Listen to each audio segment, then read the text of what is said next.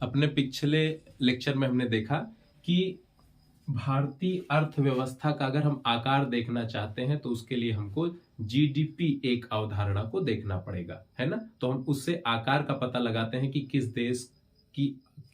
किस देश का आर्थिक आकार कितना है, वो कितना बड़ा है या कितना ज्यादा पैसा है उस देश के अंदर। ये एक अनुमान लगाने की धारणा है। इससे भी हम देख सकते हैं कि कौन सा देश विकसित, कौन सा देश अल्प विकसित या पिछड़ा हुआ, इस आधार पर भी देख सकते हैं। और हम ये देखा कि सकल घरेलू उत्पाद में उस देश के अर्थव्यवस्था के क्षेत्रकों का योगदान होता है। जैसे हमने देखा प्राथमिक क्षेत्रक, द्वितीयक क्षेत्रक और तृतीयक क्षेत्रक की हमने बात की, तो हमने कहा कि सकल घरेलू उत्पाद में इन तीनों का योगदान होता है। तो हमने देखा कि भारत में तृतीयक क्षेत्रक जो है 55% से अधिक योगदान कर रहा है सकल राष्ट्रीय उत्पाद में, जीडीपी में इसका इतना योगदान है। और इनका और प्राथमिक क्षेत्रक का, प्राथमिक कृषि और ये विनिर्माण का, इसका लगभग आप देख लीजिएगा लगभग 30% के आसपास, और ये लगभग 14 या 15% या 17%। हालिया आंकड़ा आप देख लीजिए, प्रतिवर्ष जब बजट आता है उसके पहले आर्थिक सर्वेक्षण एक रिपोर्ट जारी होती है, उसमें आप देखेंगे तो ये आंकड़े आपको स्पष्ट हो जाएंगे। देख लीजिएगा 14 से 15% और इसका जितना भी है। तो एक प्रश्न भी मैंने आपसे पूछा था कि जब तृतीय क्षेत्रक सबसे ज्यादा आय में योगदान दे रहा है, उसके बाद यहां रोजगार क्यों कम है? एक प्रश्न मैंने आपसे ये पूछा था। और दूसरा मैंने आपसे ये कहा था कि आप इस प्रश्न का भी उत्तर लिखने का प्रयास करिए कि एक आम धारणा रही है विशेषज्ञों के बीच में कि जब दुनिया के विभिन्न देशों की तुलना की जाती है तो यह देखा जाता है कि अगर उस देश की जीडीपी में सेवा क्षेत्र का सबसे ज्यादा योगदान है तो वो देश विकसित श्रेणी में माना जाता है विशेषज्ञों के द्वारा। हालांकि भारत की भी अर्थव्यवस्था में, भारत की भी जो जीडीपी है उसमें सेवा क्षेत्र का योगदान सबसे ज्यादा है। उसके बाद भारत विकसित राष्ट्र क्यों नहीं है? क्यों ये अपवाद प्रदर्शित करता है इस धारणा का? आपको इसका भी उत्तर लिखना है। आप छोटे में कमेंट कर सकते हैं, जो भी उत्तर आपकी समझ हो। बाकी अपने टॉपिक पर लौटते हैं। तो फिर हमने एक बात ये भी देखी थी कि इतना ये आय में योगदान करते हैं और इसमें कितने लोग नियोजित हैं, कितना श्रम बल नियोजित है। तो हम श्रम बल की बात कर रहे हैं। तो श्रम बल, किसी भी देश का श्रम बल उस देश के 15 से 59 आयु वर्ग के लोगों का होता है। और सभी को श्रमिक की श्रेणी में नहीं रखा जाता है, श्रमिक उन्हीं को माना जाता है। अब श्रमिक को कुछ कुशल और अकुशल श्रमिक 2 वर्गों में विभाजित किया जाता है। अभी हम बात करेंगे इसमें जब हम श्रम बल पर चर्चा करेंगे। तो ऐसे लोग जो कार्य की मांग कर रहे हैं बाजार में, वो मांग कर रहे हैं कि मुझे काम चाहिए। अभी केवल आप सरल परिभाषा समझिए। जो लोग मांग कर रहे काम की कि मुझे काम चाहिए और उनको काम मिल पा रहा है या वो काम करने के लिए तैयार है बाजार में, वो श्रमिक की श्रेणी में आएंगे। और जो लोग इस आयु वर्ग के बीच के हैं लेकिन वो काम करना नहीं चाहते, जैसे कुछ लोग पढ़ रहे हैं इस आयु वर्ग के बीच में, जो लोग पढ़ रहे हैं अभी, वो लोग श्रमिक श्रेणी में नहीं है क्योंकि उनको भी काम नहीं चाहिए। तो जो बाजार में आकर के मांग कर रहा है कि मुझे काम चाहिए, वो श्रमिक की श्रेणी में आता है। और अगर काम वो मांग रहा है और उसको काम नहीं मिल पा रहा है तो उसी को बेरोजगार कहा जाता है ना। वो बेरोजगार की श्रेणी में आता है ना। अनएम्प्लॉयड जो लेबर होता है वो बेरोजगार, है ना, कि जिसको कहा जाता है कि अनियोजित श्रमिक, वो रोजगार में बेरोजगार की श्रेणी में आते हैं। तो अब आप ये समझ गए होंगे। तो हम श्रम बल की बात कर रहे थे और आपकी किताब में आप देखिए यहां पर एक आलेख 2 और आलेख 3 में, हालांकि आलेख 3 में आप देखिए तो हिस्सेदारी बताई गई है रोजगार में क्षेत्रकों की। तो आप 1972 और 73 का आंकड़ा दिखाया गया है और 2011-12 का आंकड़ा दिखाया गया है। हमने आपको बताया था कि प्राथमिक क्षेत्रक में आज भी 49% लोग नियोजित हैं और इतना 49%, और इस पे तृतीय क्षेत्रक में 27% श्रम बल नियोजित है। तो मैंने आपसे जो प्रश्न भी बात कहा, आप समझिए कि इतना गुना, लगभग 14 गुना वृद्धि हुई आय में। मतलब कि ये जो सकल राष्ट्रीय उत्पाद में जो अपनी हिस्सेदारी दिखा रहा है, 14 गुना उसमें बढ़ोतरी दिखाई देती है। लेकिन रोजगार जो है, देश में जो रोजगार सृजन का इसका अनुपात है वो मात्र 5 गुना ही है। ऐसा क्यों है? इसको भी आपको उत्तर लिखना था। तो अब बातें ये हो रही हैं। अब हम अपने आगे चलते हैं, देखते हैं कि ये जो तृतीय क्षेत्रक है इतना कम रोजगार का जो सृजन किया है, तो आय का जो इसने सबसे ज्यादा ये आय का योगदान दे रहा है, और ये 14 या 15% या 17% ही राष्ट्रीय जीडीपी में योगदान दे रहा है, और इतने ज्यादा लोग नियोजित हैं, इतने लोग, इतने श्रमिक यहाँ पर काम कर रहे हैं। तो बात ये उठती है कि अगर 27% श्रमिक इतना पैसा कमा करके दे रहे हैं, तो 50% लगभग श्रमिक केवल इतना पैसा ही क्यों कमा करके दे रहे हैं? तो बात यह है कि क्या अपनी पूर्ण उत्पादन क्षमता का प्रयोग नहीं कर पा रहे हैं? क्या यहाँ पर जो श्रमिक काम कर रहे हैं, क्या वो पूर्ण उत्पादन क्षमता का काम नहीं कर पा रहे हैं? आप समझ रहे होंगे कि कोई भी श्रमिक है 8 घंटे काम कर रहा है, उसके बाद भी जैसे यहाँ पर भी 8 घंटे ही कार्य कर रहे हैं लोग, और इतना ज्यादा पैसा कमा करके दे रहे हैं, और यहाँ पर मात्र 27% श्रमिक काम कर रहे हैं। आप ऐसे समझ लीजिए कि 27 लोग यहाँ काम कर रहे हैं और 55 रुपया कमा करके दे रहे हैं, और यहाँ 50 लोग काम कर रहे हैं, मात्र 14 या 15 रुपए कमा करके दे रहे हैं। तो क्या ये अपनी पूरी क्षमता का उपयोग नहीं कर पा रहे हैं, या क्या समस्याएं हैं? या तो बात यह है, या तो दूसरी बात यह है कि यहाँ पर आवश्यकता से अधिक लोग काम कर रहे हैं जिनकी जरूरत नहीं है। अगर इनको यहाँ से हटा भी दिया जाए फिर भी उत्पादन पर कोई फर्क नहीं पड़ेगा। तो ऐसी समस्याओं को समझने के लिए एक शब्द का प्रयोग किया जाता है जिसको हम कहते हैं अल्प बेरोजगारी। मिटा दिए सब, कोई बात नहीं, आप समझ गए होंगे। यहाँ जो दिया है प्राथमिक क्षेत्रक, आप देख लीजिए, मान लीजिए 17% योगदान, और यहाँ 49% नियोजन ये आय, और द्वितीयक 25 से 30% मान लीजिए। यहाँ पर भी जो देख लीजिए आंकड़ा दिया है 24% नियोजन, और तृतीयक में 55% लगभग, और यहाँ पर 27% नियोजन। तो आप ये देखिए कि वही जो मैंने बात की अल्प बेरोजगारी की, अल्प बेरोजगारी ये क्या है? ये एक ऐसी अवधारणा है जो ये बात बताती है कि किसी भी क्षेत्र में जो श्रमिक काम कर रहा है वो अपनी पूरी क्षमता का उपयोग कर पा रहा है या नहीं कर पा रहा है, इसका आकलन इस शब्दावली से किया जा सकता है। तो जैसे हम कहते हैं कि कृषि क्षेत्र में जो लोग काम कर रहे हैं, एक उदाहरण से समझिए। मान लीजिए एक व्यक्ति के पास 1 बीघे जमीन है, 1 बीघे जमीन है उसके पास, और वहां पर 2 लोगों की आवश्यकता, उसके परिवार में 10 लोग हैं और केवल 2 लोगों की आवश्यकता है जो उस खेत में काम करके उत्पादन कर देंगे, उस खेत की पूरी क्षमता, उस खेत की पूरी उत्पादन क्षमता का प्रयोग करके उत्पादन करेंगे, या 20 कुंटल जो भी पैदा हो रहा है वो पैदा करेंगे, है ना, केवल 2 लोग ही। लेकिन अब उस परिवार के पूरे 10 लोग यहाँ पर काम कर रहे हैं, तो अगर वो 10 लोग काम कर रहे हैं फिर भी 20 क्विंटल उत्पादन हो रहा है, और अगर इसमें से 8 लोगों को हटा दिया जाए फिर भी उत्पादन पर कोई भी प्रभाव नहीं पड़ रहा है, तो ये 8 लोग यहाँ क्या कर रहे हैं, है ना? तो ये एक प्रकार से हमको दिखाई देता है कि सब श्रमिक है, सब किसान है, सब किसान श्रेणी में आते हैं। लेकिन हम ये देख रहे हैं कि जो 8 लोग हैं, केवल 2 लोगों से ही यहाँ पर उत्पादन पूरा हो सकता है। तो अगर 10 लोग लगे हुए हैं तो इसको कहा जाता है, एक अवधारणा आपकी किताब में दी गई है जिसको कहा जाता है श्रम प्रयास, है ना। जैसे आप देखिए कि इनका जो श्रम का प्रयास है, ये सब श्रम कर रहे हैं, सबका प्रयास है, लेकिन वो बंट जा रहा है। मतलब कि जो 2 लोग काम कर रहे हैं वही इन लोगों में 10 लोगों में बंट जा रहा है ना।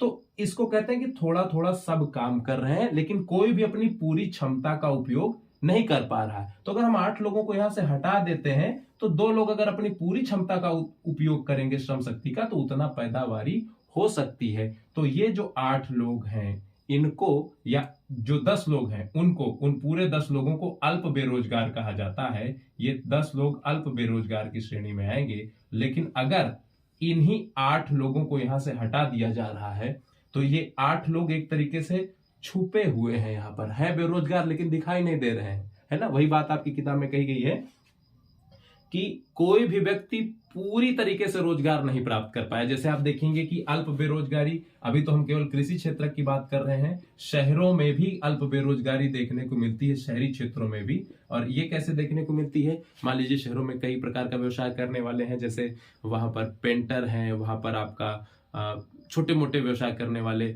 जैसे नल बनाने वाले नलसाज हो गए, प्लम्बर जिनको कहते हैं, और इसी तरीके से और भी छोटे मोटे कार्य करने वाले, आप बहुत सारे व्यवसाय सोच सकते हैं, जैसे रिक्शा चलाने वाले हैं या अन्य जो कार्य करने वाले हैं, जैसे मान लीजिए बहुत छोटी सी दुकान, चाय बनाने वाले, या कोई भी व्यक्ति है ना, जो कोई काम कर रहा है, 8 घंटे मेहनत कर रहा है, और कभी कभी उसको रोजगार मिल जाता है तो कुछ कमा लेता है, और कभी कभी 8 घंटे मिलता भी है तो बहुत कम कमा पाता है। तो जो उसकी पूरी श्रम शक्ति है, क्या वो उसका पूरा प्रयोग करके वो आमदनी अर्जित कर पा रहा है जितनी उस वर्ग के व्यक्ति को करनी चाहिए? तो हम ये देखते हैं कि अल्प बेरोजगार शहरी क्षेत्रों में भी दिखाई देता है कि हो सकता है कि जैसे कोई प्लम्बर है, 8 घंटे 8 घंटे का उसको काम न मिले, 2 ही घंटे का काम मिले, तो उसके अनुपात में उसको थोड़ा पैसा मिलेगा। है तो उसकी 8 घंटे की क्षमता, जैसा हम मानते हैं कि 8 घंटे काम, हमारे यहाँ कानून जो श्रम कानून है 8 घंटे काम की बात करते हैं, तो है तो उसकी पूरी क्षमता 8 घंटे काम करने की, लेकिन वो केवल 2 घंटे का ही काम प्राप्त कर पा रहा है। इसलिए उसको क्या होगा, क्या वो अपनी पूरी क्षमता का, श्रम शक्ति का प्रयोग कर पा रहा है? नहीं कर पा रहा है, इसलिए उसको आमदनी कम होगी। तो ये भी अल्प बेरोजगार की श्रेणी में आते हैं। तो अल्प बेरोजगार की अब आप परिभाषा गढ़ सकते हैं, आपकी किताब में भी दिया है, आप देख सकते हैं। तो जैसे कृषि क्षेत्र में मैंने कहा कि ये जो 2 लोग हैं, ये अपनी पूरी क्षमता का प्रयोग करें, उतना ही उत्पादन होगा। अगर 8 लोगों को हटा दिया जाए, यहाँ 8 लोग आए और खेत में बैठे रहे, कुछ ना करें, यही 2 लोग करें, तो ये केवल बैठे हैं, है ना, तो इनको हम क्या कहेंगे? दिखेगा कि खेत में काम कर रहे हैं, लेकिन है ये कोई काम नहीं कर रहे हैं, है ना, तो ये छिपी हुई बेरोजगारी कहलाती है, जो हमको दिखाई नहीं देती। तो छिपी बेरोजगारी कृषि क्षेत्र में सबसे ज्यादा होती है। ये भी एक प्रकार की छिपी बेरोजगारी का रूप है। अल्प बेरोजगारी शहरी क्षेत्रों में भी दिखाई देती है, क्योंकि ये भी एक प्रकार की छिपी बेरोजगारी है कि जब वो अपने आय, जितना उनको प्राप्त करना चाहिए आमदनी, या जितनी आय उनको प्राप्त करना चाहिए, उतना नहीं प्राप्त कर पा रहे हैं, है ना, जितनी क्षमता है श्रम के अनुपात में, तो वो भी एक प्रकार की अल्प बेरोजगारी या छिपी हुई बेरोजगारी का ही मसला है। तो अब बात की जाती है कि इनको कैसे नियोजित किया जाए, है ना, यहाँ पर उदाहरण दिया गया है ना। तो अच्छा, एक होती है खुली बेरोजगारी। तो खुली बेरोजगारी और अल्प बेरोजगारी दोनों में अंतर है, ये आप समझ गए। एक होती है खुली बेरोजगारी। बेरोजगारी के कई रूप होते हैं, है ना, संरचनात्मक बेरोजगारी, खुली बेरोजगारी, इस तरीके से। तो खुली बेरोजगारी जो आप देखते हैं, आगे चल करके जब आप पढ़ेंगे तो समझेंगे। तो खुली बेरोजगारी ऐसी बेरोजगारी होती है जिसकी अभी मैंने बात की कि जो लोग काम की मांग कर रहे हैं और उनको रोजगार नहीं उपलब्ध हो पा रहा है, वो खुली बेरोजगारी में। देखिए यहाँ पर आपके परिभाषा दी गई है कि उन लोगों की बेरोजगारी जिनके पास कोई रोजगार नहीं है और बेकार बैठे हैं, है ना, उससे अलग है।